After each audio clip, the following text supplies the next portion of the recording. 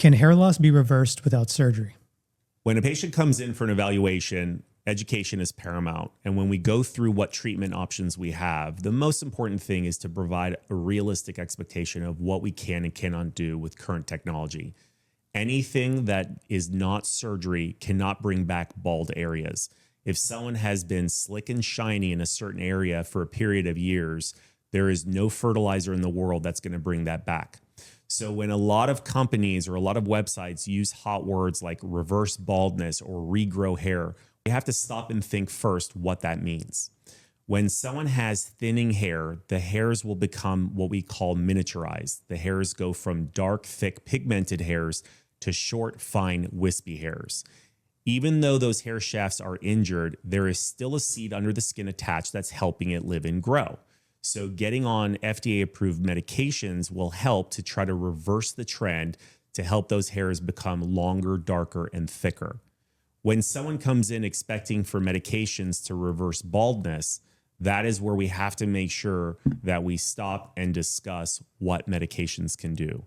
A lot of people will go and get PRP. They go straight to their local med spa or dermatologist, and we find that they're injecting into bald areas. That is something that is not necessary if you have been bald in those sections for a very, very long time.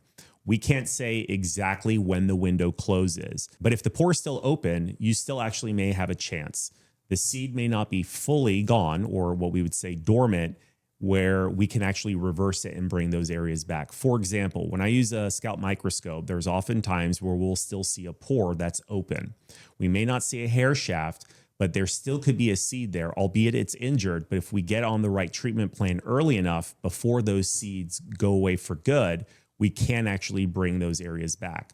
So you'll see pictures where someone looks like they were bald and the hair completely came back.